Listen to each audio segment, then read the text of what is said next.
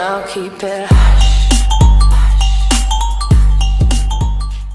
Hey, what's up guys and girls? Welcome again to Savage Gaming and our first episode on Northgard. So what I'm going to show you guys today is the Wolf Clan, benefits and how to play with them. So let's have a look. We're going to hit single player. I'm just going to keep everything on easy, map size medium. We're going to have one other AI player and our victory condition is going to be domination. So in other words, we've got to destroy their sort of town center or town hall.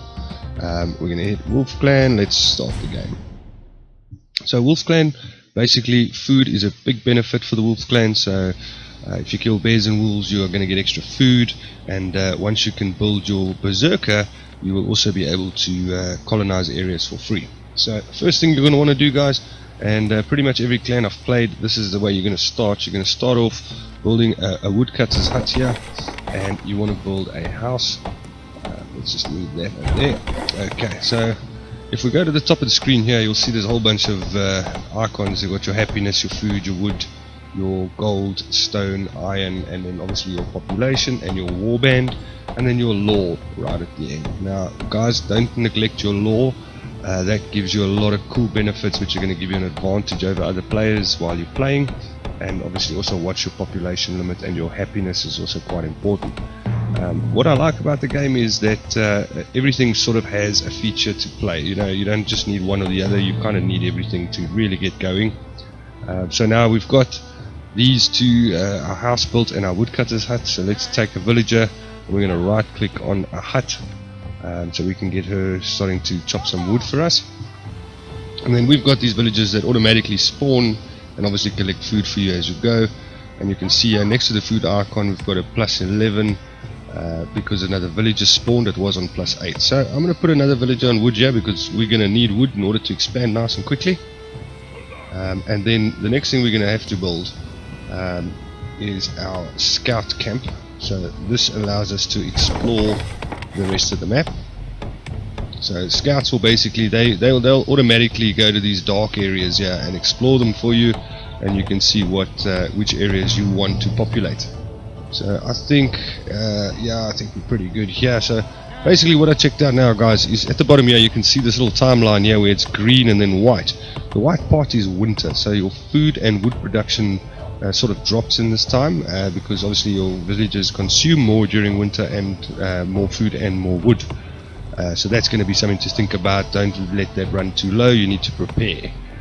So what we're going to do now is we're going to make a scout for us here. One in the beginning is more than enough, just to get us going. What I've found with the game is a lot of the times the areas, there's normally one or two areas right next to where you start out that are free to colonize. So in other words, there's no baddies and wolves and bears and demons and things like that you have to get rid of in order to colonize. So that's pretty cool. We let our guys do their thing here. Obviously later on we're going to be able to upgrade buildings as well, which will increase happiness for most clans, and obviously increase production. So here we've got an area up here.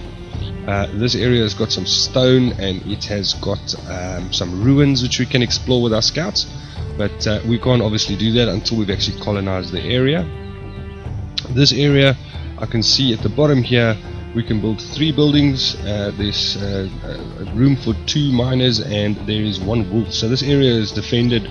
We will need to build a warrior to be able to colonize that area and kill that wolf first. So that'll give us that opportunity. So let's see what's available in the next area. The next area I can see here, this little patch of sand here allows us to build farms. So this is going to be a good area to take over. There's nothing defending it, so we can colonize this area. So here at the bottom I'm going to hit colonize, and that will give us the opportunity to take this area over.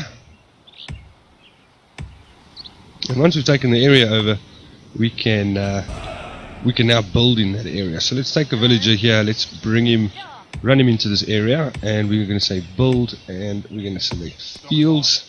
Let's put that there.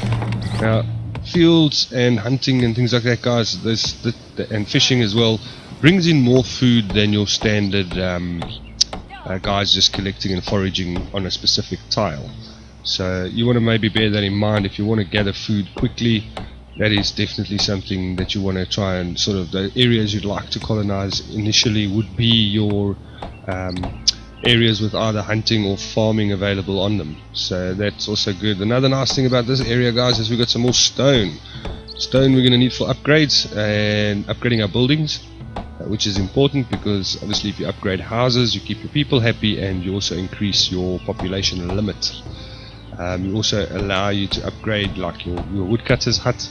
That'll give you the ability to add 3 woodcutters instead of just 2. So I'm putting both these villages on here just to increase our food intake, and then I want to also increase my fame. So I'm going to organize a feast here in the bottom corner, and that's going to make my people very happy. My fame has gone up, and that'll also allow more villagers to come a lot quicker.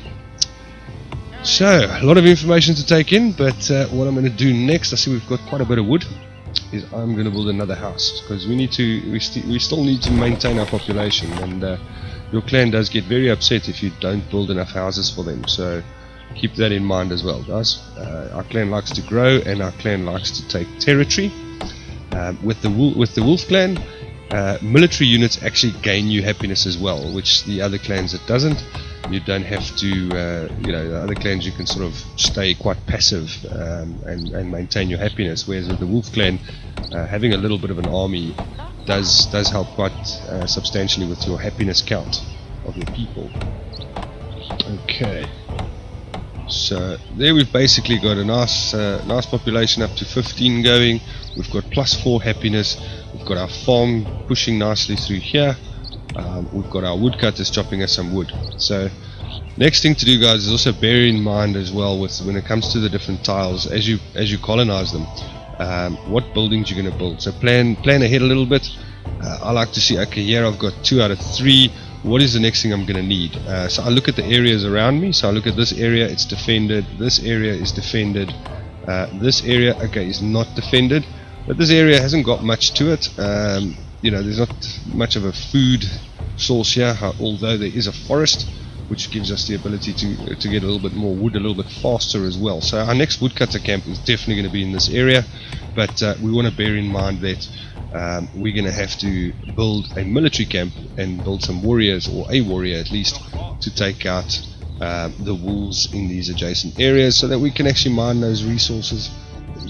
Excuse me, mine those resources and get the lore in that area, get some bonus stuff here, and obviously carry on expanding our population. So that's pretty much it, guys. I mean, for the wolf clan, that's really what you need to know about it. That's how you're going to get everything that you need to get, and how you're going to expand your colony. I don't want to give too much away. If we hit the build button down here, you'll see there's a whole bunch of buildings you can build. If you're battling with happiness on your clan, build a brewery and allocate some people to that. I think you can only allocate 2 initially, so that's really cool. That's going to increase your happiness, and monitor that. And silos, don't neglect those, guys. Basically what happens is when there is a blizzard, when there is a rat infestation, having silos is going to be able to store your food and keep it very safe going forward. And yeah, that's pretty much that for the building side of it. In terms of lore, you'll see here there's a whole bunch of trees or tiers that we can upgrade. Anyone will do, guys, but I recommend always with any clan start with the trading tier. This is going to allow your merchants to produce gold or coins. That'll obviously you're going to need for making units, for upgrading buildings, for quite a few things. So don't neglect the trading. You've got to keep that in mind as well, guys. So I think that's it for this video on the wolf clan and how to play Northgard. If there's anything else you guys want me to cover, let me know in the comments. Leave a like if you enjoyed the video, and thanks so much for watching, guys. I'll see you on the next one. Cheers.